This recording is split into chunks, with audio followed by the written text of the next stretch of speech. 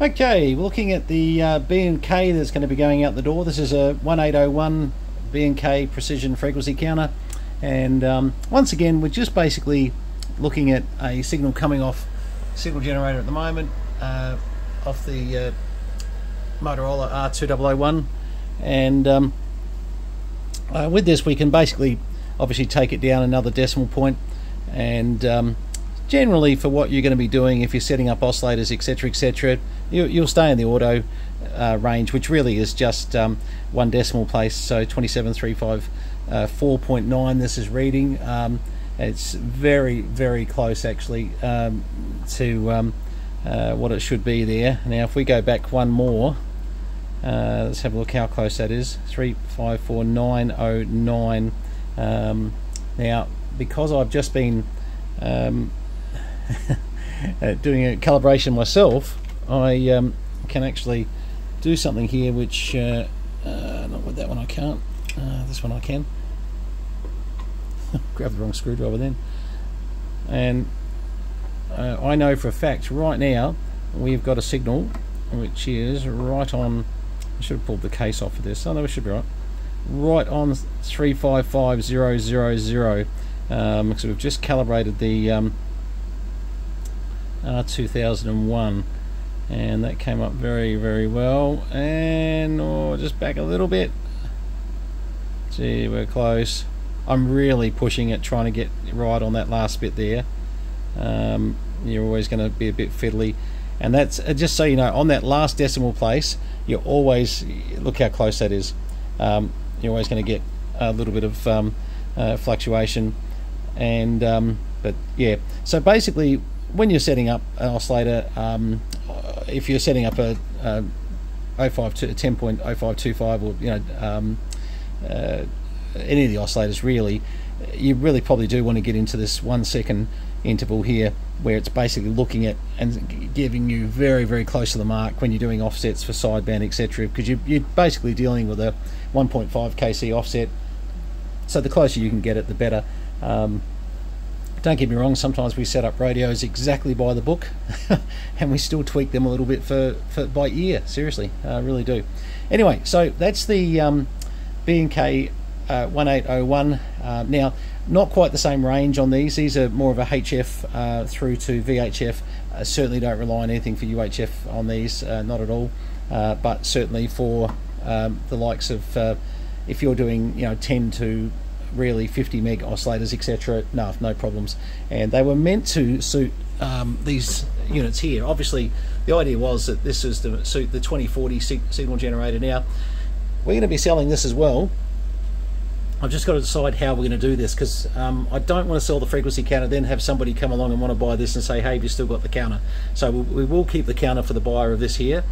The great thing about this, this is perfect if you just want to do CB radios.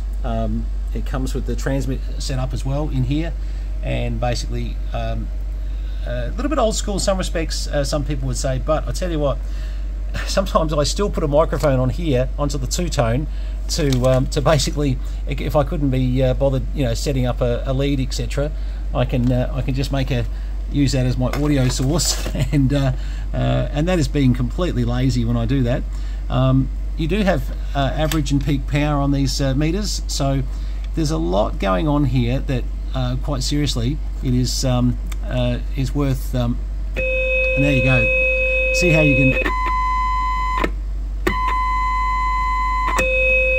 the two-tone there, that two-tone, believe it or not, works fine when I'm doing sometimes I'll run a microphone over to that, and I must admit I might miss that actually. That's a nice little function. But you've got SWR power meters, etc, distortion meters. You can actually measure audio distortion. You won't do that very often.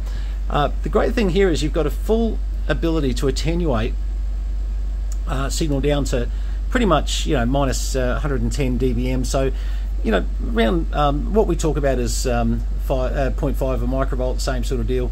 And you can certainly scale that down. So you've got a stepped attenuator there, and you can actually then adjust it here and have a look at exactly what your output is, and adjust to suit.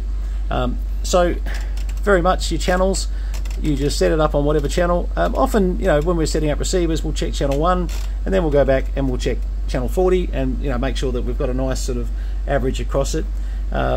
Obviously, you can set up, you know, normally I'll just leave it on 1 kilohertz tone for sitting there doing a test on a CB radio. And look, if I was only doing CB radio and that's what I wanted to do, I could get away with this every day of the week, because the 3 things that you need is the ability to, you know, inject a signal into the radio.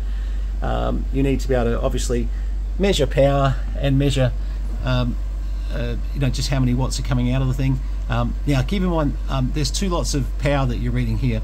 On the left hand side there's audio power that you're reading, so you can actually diagnose an audio stage and see what's going on there, and distortion levels.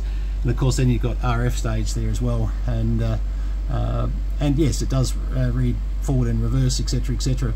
And the real thing, as I said, the thing that you'll love about this is that if you don't want to be hooking up leads to every radio that, you know, and the thing is, you've got to have a mic lead set up for every bloody radio for 2-tone testing.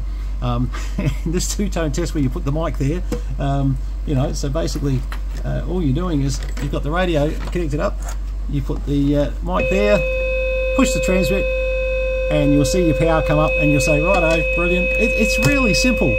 It's a lovely system, it really is. But this is the full B&K. The frequency counter is, you know, obviously a nice add-on for it. As you can see, that's staying very stable now. That's really nice. Yeah, I just wanted to adjust that up. I must admit, I hadn't set this B&K up for a very, very long time. As you can see, it was literally, you know, a few hertz out, not you know, maybe 50 hertz out, you know, tops.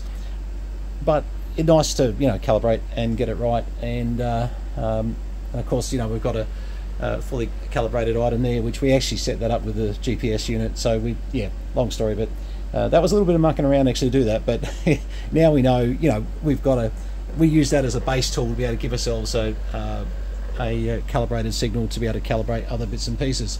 So if you're interested in doing a bit of test work, you know, at home, and you want to start, you know, with something that's not going to cost you a lot of money, this is a really great way to go. It really is, and it's not taking up a huge amount of space.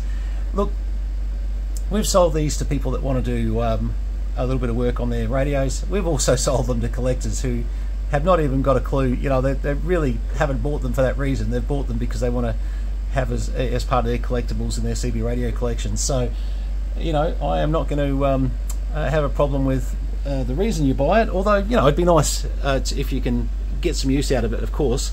Now, just a point, this is 110 volts, this is 110 volts, this is 110 volts. My last 240 volt went to Phil VK3MB, and I was very kind to him because I probably should have kept the 240 volt one. Bit of history on this one though. This one did come from Ross from Strictly Ham. This is his old unit that he's owned for many years, and I've had it here for probably, oh boy, since about 2015 I'm guessing. So getting close, 8 or 9 years I'd say it's been here. This will come with all the books. I do have the original books. I hate parting with it, but it did come with Ross's, so, and you won't get all the junk sitting on top of it at the moment. But yeah, look, it's a really nice unit. If everybody tells me to just go away and no one wants to buy it, I won't be heard about this one. I really won't. It is just such a beautiful unit, and and that's why I'm not pulling it out of service just as yet, because if no one buys it, no, it can stay there, because I still use it for a bit of fun every now and again. Although, look, I've got to be honest, 9 times out of 10 you'll see me working off, you know, one of the Motorola's or one of the other, you know, analyzers, the IFRs that we've got here. It's funny, I was saying about different rooms having, you know, different analyzers for the workshops in the last video, and yes, we're standardizing on 3 areas, but to give you an idea, we're still keeping, like, I still love coming over here and using an IFR 500. I think the IFR 500 is a brilliant piece of equipment. And just to show how silly it is, in my other workshop, no, it's not really a workshop, this is just my own radio room, I keep an IFR 1200S sitting here, and you know, a brilliant machine as well. If you said to me what do I like best, I still like the Motorola's. Just the 1200S is very close behind it. I've also got a 1000 that I've got here. Where is that? Yeah, Oh, I think it's in the... Yeah, sorry, I was just thinking it's in the parts room. Yeah, I haven't had a chance to get to that. That's actually one that's come down from Queensland, and it's got a 11-volt rail problem, so I've got to fix that one before we can use that around the block here, around the property. But certainly looking forward to having that as well. Anyway, so that's pretty much the test equipment gig. But, you know, look, just seeing a few of those bits of equipment gives you a bit of an idea of, you know, there is extremes you can go to, and you can spend a bit more money. But if you're just looking to do CB radio, well, honestly, for the sort of money we're talking here, this can do everything you want to do. And once again, you know, the buyer of this really should buy the SAMS manuals we've got, because once you've got the SAMS manuals, once you've got this sort of bit of test equipment to do what we're describing here, you really are, you know, you're set. You just, from there, you just keep moving forward, and you start learning exactly how to.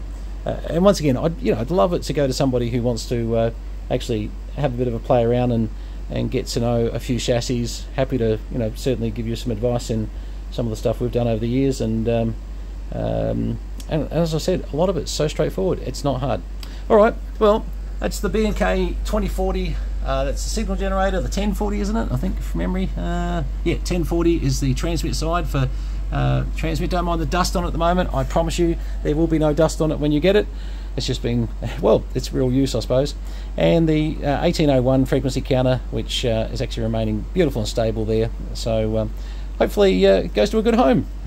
We're just, yeah, as you can see, we're changing everything at the moment. I'm going to be cleaning out quite a bit. We've had layer upon layer of test equipment, and I don't know why. I've got some new crows coming in, digital crows coming in from China right now. China! And we've got to get all this out the way. We've still got a stack of bird meters that got to go. I mean, I'm going to set some more birds up in here for the high power amps and that. As you can see, we've got the 500 watt bird dummy loads over there. We've got 2000 watt bird dummy loads over there. There's, you know, we don't need two of everything. It's crazy. So there'll be a lot of stuff coming off on offer. I am going to clean up. This floor in the next week is going to get clear. So you can see there's a lot of stuff. Is that another? Oh, that looks very similar to the other frequency counter. Which one's this one? Oh, okay. I didn't even know we had this. This is another B&K. My goodness. Okay. Didn't know we had this. Look, I'll just let me pause for a sec. I just want to plug it in because I didn't even know we had it. Hang on. Well, there you go. Okay. Well, with the B&K gear, you'll have the choice, or you can take the whole lot. I probably want to clear the whole lot actually as B&K as one lot. This is the update. Now, look, just being very honest with you, this is the one that goes with the 1040 and the 2040 system. No question about that. So what happened was B&K, Dynascan, etc. obviously did other equipment more upmarket for up to 1 gig, etc. And as you can see, this here is a machine that definitely gets a lot further up. And I'm just having a bit of a look here. So let's just change that to, I don't know, 57 megs. Yeah, 57. Yeah, okay. So basically, this one here is going to be a unit that just keeps on going up to 1 point. Where is it? 1 point right in front of me. 1.2 gig total. Okay. Now I can't show you a 1.2 gig signal, but it certainly seems to be working all right. So yeah, okay. Didn't even know we had that sitting there. I for some reason I was thinking it was a Chinese one like this here, but no, this is B&K. Look, if you were just interested in the 1040, 2040, and the absolutely matching HF one, and didn't want this one, of course we'll work something out. I'm not sort of too worried about that. The nostalgia of having the three that I showed you before, definitely that's the triplet that you'd want, but you may want to do some UHF VHF stuff as well, so what better than to have B&K with that as well. Alright, so I'm going to leave that up to people to inquire with me, and we'll have a chat about costings, etc, depending on what you take. That may vary a little bit. By the same token, don't come to buy the frequency counter, this particular frequency counter over here, without buying the other bits, because it will not be up for sale just as a frequency counter. A lot of people own this and this and they want the frequency counter. Unfortunately I can't do that, although I may sell this one yeah, but I still wouldn't sell this soon, because quite seriously, I want the person who buys this and this to have the option. He may want to take both frequency counters, so we'll make it a package of 4 at the moment, see how we go with inquiries, and let's go back to, let's make sure that's all changing okay. Oh, I hit 37. I'll be right. Hang on. See as I'm going. I thought I hit 27. I was going to say, yeah. Oh goodness. Hang on. Let's have a look here. Yeah, 27,355. Yeah, it's just on the verge there.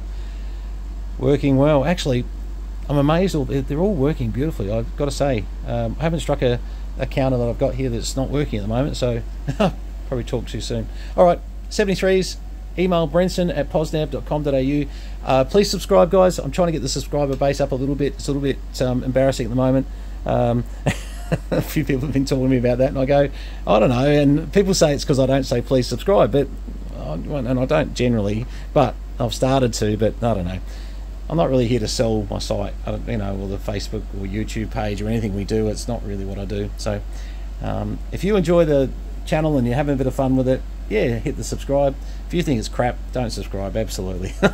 All right, guys, all the best. Cheers.